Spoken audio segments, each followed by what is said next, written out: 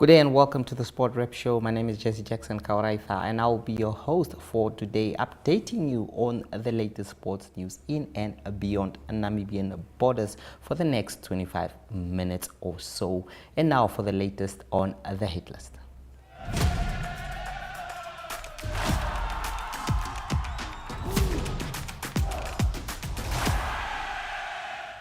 On the hit list, we start off with some athletics news where coach Henk Botha has expressed his frustrations over that is Namibia's athletic system, stating that they are below par at the moment. Botha made these comments following the conclusion of the World Athletics Championships in Japan, where Namibia failed to have a track and field athlete. Identifying talent and developing them through the process is what will help Namibia do well in future competitions. I must say that our systems do not cater for upcoming athletes, and this has been one of the downfall of our athletes. The coach feels that Namibian administrators and athletic sector continue to fail the athletes. He insists that athletes who often shine at a young age are left to struggle on their own with no proper financial backing or even coaching. Botha believes this has created a vacuum in the development of Namibian athletes. I can give you an example of a few athletes who were doing very well at a young age, but they are currently falling behind. I do not want to mention names, but there was a young girl who was doing well in the 400 meter, and the last time I spoke to her, she said she has no coach and she is back at the village. These are the things that are frustrating me as a person, because Namibia's focus on this talent is below par. Botha, who was responsible for the coaching of two of Namibia's golden girls, Christine Boma and Beatrice Masilingi, says administrators and companies only come on board after the success of an athlete. The importance of the right nutrition, proper training facilities and structured systems is something Botha feels has been overlooked. The coach further revealed that Namibia is a country with many talented athletes, more than countries that are doing well on the global stage. Botha further touched on the lack of facilities in the country, which he feels has hampered the development of athletes. The fact that there are no training tracks and facilities is one of the reasons why Botha has questioned the country's intentions towards the development of athletes in this country. Of course, we know that Botha was responsible for Christine Boma and Beatrice Masilingi. We know that Boma taking a 200 silver medal at the Olympics, of course, one of the best moments Namibian athletics has ever endured. Now, Colin Benjamin has named a provisional squad for the Brave Warriors that will be taking on Liberia and Tunisia in their last FIFA World Cup qualifying encounters. Now let's look at the list of the goalkeepers that will be in this one. As you can see there, Lloyd Kadhapwa has been left out. We know that Lloyd Kadhapwa had some complications with the team after being accused of AWOLing. He will be replaced by Jonas Mateus in that one, while Edward Malva and Kamayanda Disiro are the part of the team. They were part of the provincial squad, of course, the last time around, and Kamayanda Disiro, they also featuring in the team. And now if we look at the defenders, there, we have the regular Charles Hambira of African Stars. He's there. Kennedy Abe, Cisco Harasep, and Ngero Katwa. Ngero Katwa has also been part of this team. Kennedy Abe as well. Sergio Damasep, Rian Hanamup, and David Aingwafa, with the incoming there being Kennedy Amutenya. Of course, he was not part of the team the last time around. He has been called up and will represent the country, of course, going forward. We know that Namibia needs those points. They need to at least beat Liberia and hope for a draw in order to finish second in that group, so that they can bolster their chances of qualifying to the playoffs. Now let's look at the midfielders and forwards there. We have in Paulus Amotenya, Alpheus Levy there, Aprocius Petrus, of course, Dynamo Friedrichs, Moses Shidolo, Shipe Karwombe coming in there, of course. And then we have Betwell Tarequia Modeu, Willie Stephanus, Erastus Kalula, Elias Hambonga. And you look at the forward, Peter Shalulile, David Uyema, if that's a part of the squad there that will be going. I think the name of Dion Hoto is not on that list, but Dion Hoto is also on the other list of the Brave Warriors there, the full team list there. So definitely something to look forward to. And if you look at Willie Stephanus there, who has made it to Europe, will be part of that team. So definitely something to look out for going forward in that competition there. Of course, there will be a lot of changes expected from Colin Benjamin. The last time around, the team, however, did well, beating Prince Sao Tome by 3-0 following a hat-trick from Peter Shalulile. I'm sure he will be leading the line against these two top teams. It is indeed an important encounter for them that they need to win. So the likes of Peter Shalulile, it will be very important for them to do well in that competition. And now we have some definitely some volleyball news, Paralympics news there, where a team of course of volleyball players, Special Olympics, will be competing. We have some interviews for you there from the northern side of Namibia. Let's hear from these interviews. Hello guys, my name is Heitan Dafa, all the way from Enana, deep in Ohangwena region. I school at Haldana Senior Secondary School in Omsati region, and I'm going to be traveling to Poland with my teammates for volleyball games, which are being guided by Special Olympics Namibia. I feel very good that we are going to Poland, and I believe that we are going to get what is going to be offered back in Poland. Thank you. Hello, my name is Given Kaholongo, all the way from Okalongo in Omsati region. School at Haudano Senior Secondary School, and I'm 16 years old. I'm a setter, and we are going to travel to Poland for the Special Olympics World Cup. And I feel very positive that we are going to come back with something to bring back to our country. And my message to my fellow teammates is that we really need to put in hard work, dedication, and commitment to make our country proud. I'm Christofina Batromius, a teacher at Sarah Bugongera in Otapi, Omsati region. So I'm the head coach of Special Olympic Unified Female Volleyball Team. This team consists of 6 athletes and 6 unified players. All of them are from Omsati. The athletes, they are from Sarah Bugongera, and the unified players are from Haudana Senior Secondary School.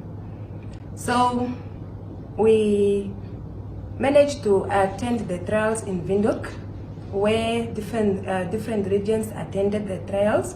It was held in 22 August, and we were the champion of those trials, and we are going to represent the nation in the world competition in Poland that will be on the 3rd to the 9th October.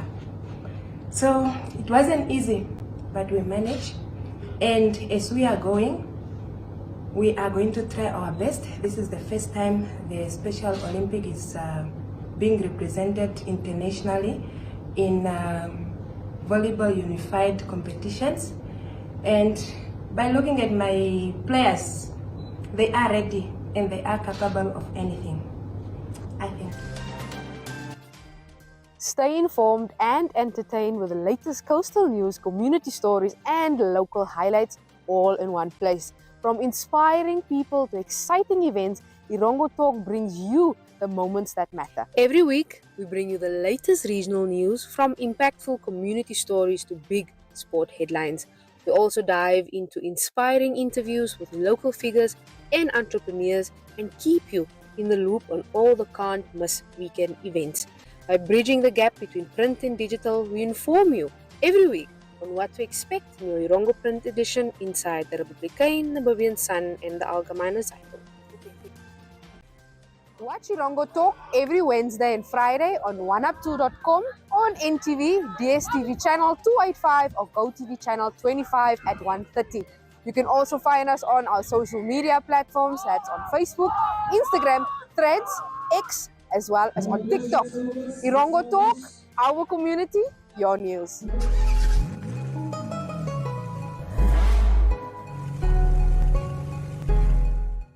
Are you curious as to what is driving the cars world? Well, we are bringing you into the world of cars. Tech, trends, road trips, and the stories behind the wheels. It's fun, it's fast, and it's full of surprises. This is your ultimate cars companion. You can catch My.NA Cars every Thursday at 9 p.m. with me, your favorite passenger princess, Diana Master, because it's not just about the ride, it's about the journey.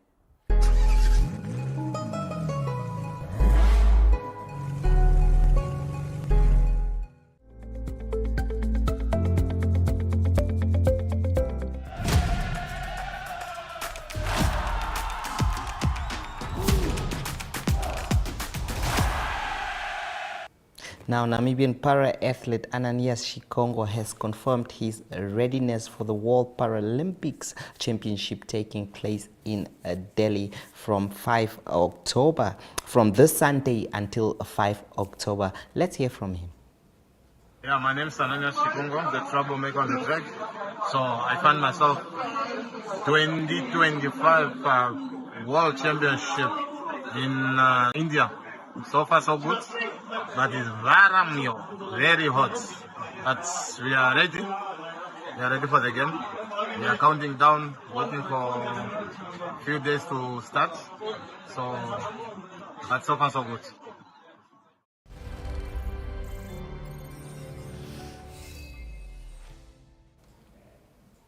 Now, Namibia's High Commissioner to India, Pandureni Sinimbo, also paid a courtesy visit to the team that's preparing for this para championship. We know that Namibia has been doing very well in para Olympics competition, always going there and they come back with the medal. And this time around, it is no different. And the encouragement, the support is there. Let's hear from the High Commissioner. For the opportunity that you have facilitated and made possible for us to come here, us being myself, Gabriel Sinimbo, the High Commissioner of Namibia to India, accompanied by my colleague, Mr. Tangeni Mulunga. Tangeni Mulunga is our first secretary, meaning that he's my deputy at the High Commission.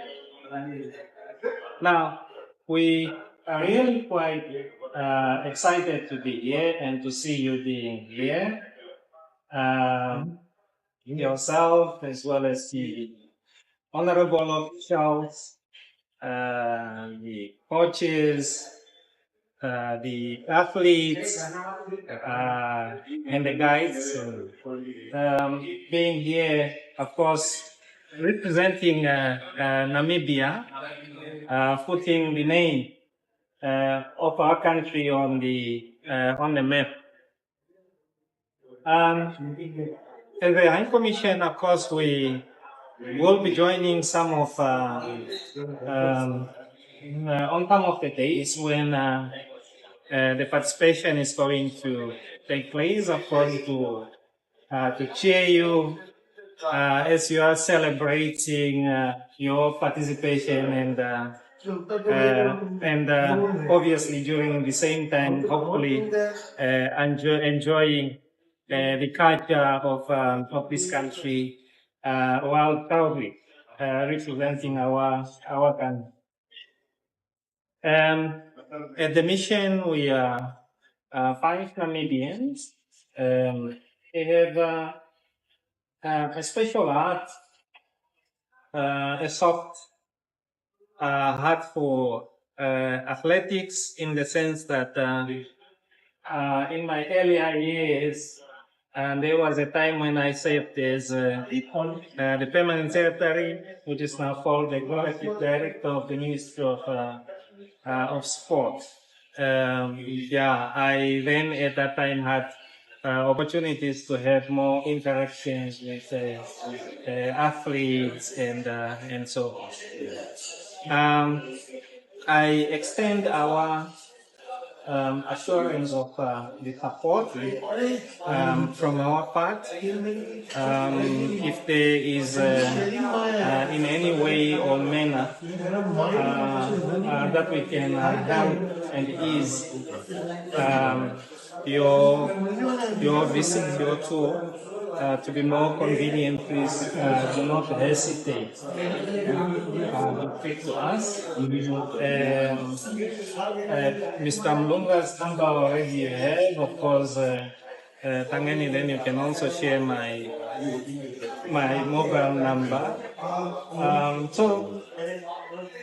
Enjoy your participation and really wishing you all success and all the best.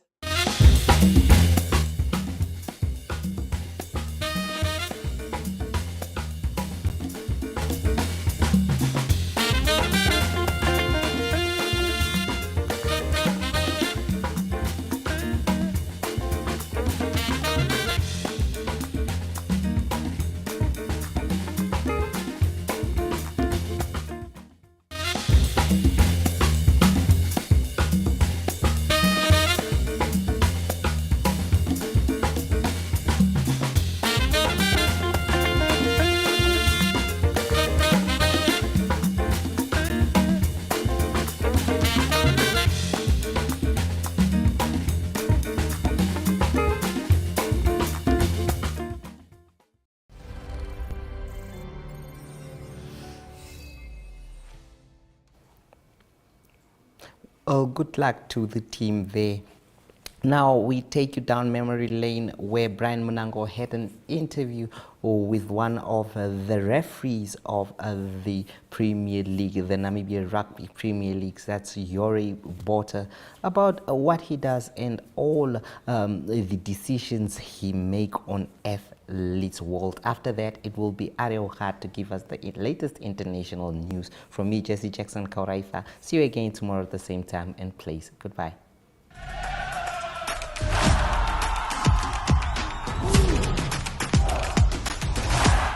Yeah, and everything happened with the United game happened about one try, and we had the evidence. I think viewers, please hang tight. We do have the video clip of that try, so we're just gonna have a quick look at it, and then we'll be back to just discuss and maybe get your thoughts on the try itself. Was it a try? Was it not? That's what Trustco United fans were disputing, but luckily we did get the footage, and we do have the footage. So hang tight. We'll be back just now.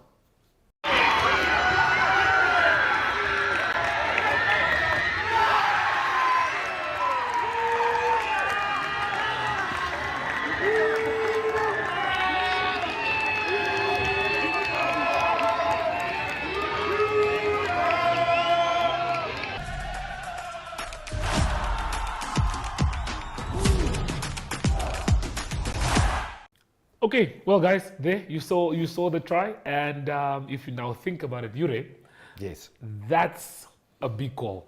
that's a huge goal. That's a very, very big call. Very brave of you to give that try, and everyone was disputing this. I think this is one of the reasons why people were mad at you at that game. Yes. But we saw with how the try went. We all know that we can all see. You know, when the player touches the ball with both hands, gets the try. How proud? Okay, because after the game, you and I did have a chat. Yes. And I was honest with you. I told you, you made a few bad calls Yes. in the match, and you were like, okay, how many? We spoke about it. I said maybe 2 or 3, and you weren't angry about it. You just said, okay, cool. Show me the footage that you have. Yeah. Let's have a look at it. How happy were you when we looked at that try and you knew you made the right call? You see, Brian, over my years of experience, a referee, I don't say, reacts like a dog after a ball. So when you have a dog chasing a ball, you as a referee runs behind the ball. And then sometimes you're in a bad position not to make the call. Yeah. And then you make a call that is incorrect. So for me, the most important thing of that was I knew this guy, he was 20 meters in front of the nearest United player. I need to get into a perfect position. He's not going to pick up this ball. He's going to kick it all the way from his own 5-meter line all the way to the try line. So I ran a 7th line at that moment. So you see the ball, you don't care about the player. You just need to see the hands on the ball. So if you look at the clip, you will see I'm coming between the 2 posts. I'm not even close to the player or the ball. And that is where you need to put yourself as a referee. But it comes over years' experience of refereeing to put you in that position to make sure everything is perfect. And you get that call right. Well, viewers, that was a very good call from you, Ray, getting that try. The game itself was a very good game. Very close game. Trasco United could have won that game if they weren't trying to play for that extra bonus or trying to. But I understand they were still feeling like the momentum was with them. They were playing a good game. For you, you were off for a long period of time with an injury. 2.5 months. 2 months off, haven't ref for a while. How did it feel coming back to such a big game and that being your first game back? It was quite exciting. I wasn't worried about my injury. I was more worried about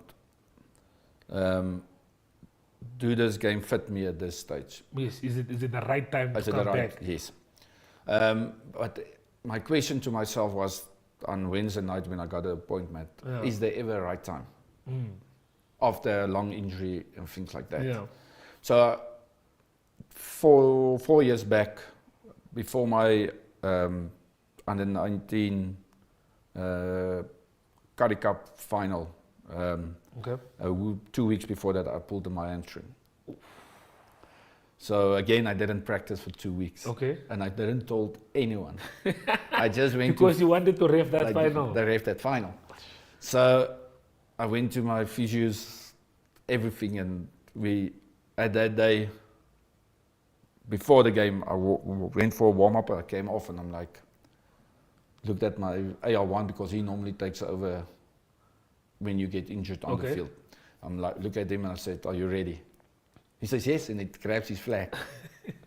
And when he grabbed his flag, at that point I made a decision, I'm the right person for this game. And again, saw the whole game through? Saw the whole game through. No stress with the hamstring? No, there was stress, but it didn't affect me. You pushed through? I pushed through, and after that, I was almost out for 5 weeks again.